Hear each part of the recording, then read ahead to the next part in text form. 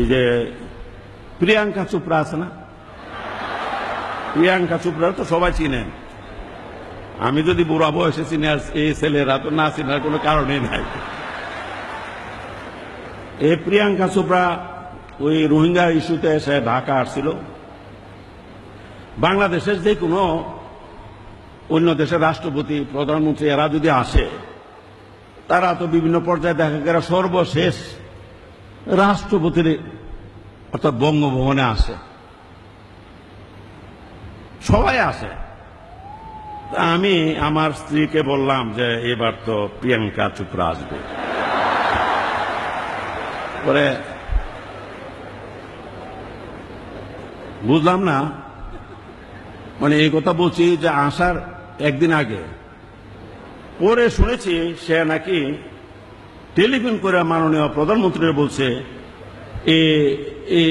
প্রিয়াঙ্কা চোপড়া বঙ্গভবনে আসার কি দরকার, যার জন্য এটা জাস্ট কনস্পাইরেসি, ষড়যন্ত্র করে শেষ পর্যন্ত প্রিয়াঙ্কা চোপড়া আসা বঙ্গভবনে ক্যান্সেল, আসে নাই। আমি বলতে চাই, প্রিয়াঙ্কা চোপড়া যাওয়ার এর কয়েক মাস পরে শুনলাম সে আমেরিকা গেছে। তার সে 10 বছর না আরো বেশি, প্রায় 12-14 বছরের কম বয়সে কি নিক নাকি নাম এক ছেলে, আমেরিকা কম বয়সের ছেলের এসে বিয়া করছে আমেরিকা গিয়া। এখন আমি তো তার থেকে প্রায় 30-35 বছরের বড়। তো 10 বছর 12-13 বছর নিচে যদি সে নামতে পারে ছোটদের, তাহলে তো 30-35-40 বছরের উপরেও তো সে উঠতে পারত।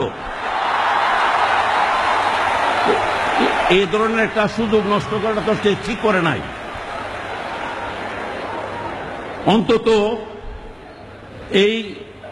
এই উপমহাদেশের একটা মেয়েকে এত যদি আসতো আর যদি ঘটনা ঘটতো, তাহলে তো এত কিছু, এত সাগর, 7 সাগর 13 নদী পার হইয়া থাকে, শুধু আমেরিকা যাওয়ার প্রশ্ন নাও তো হইতে পারত।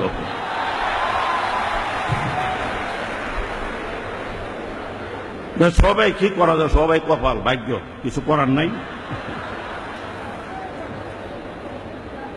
ঢাকা ইউনিভার্সিটিতে আসলে মনে হয় সাময়িক সময়ের জন্য হলেও মনটা তো চাঙ্গা হয়ে যায়। আর বিশেষ করে এই ছাত্রীদেরকে দেখলে, যদিও দেখা খুব কঠিন। আরেকটা সমস্যা হলো কি, আমি জানি আমার প্রিয় ছাত্রীরা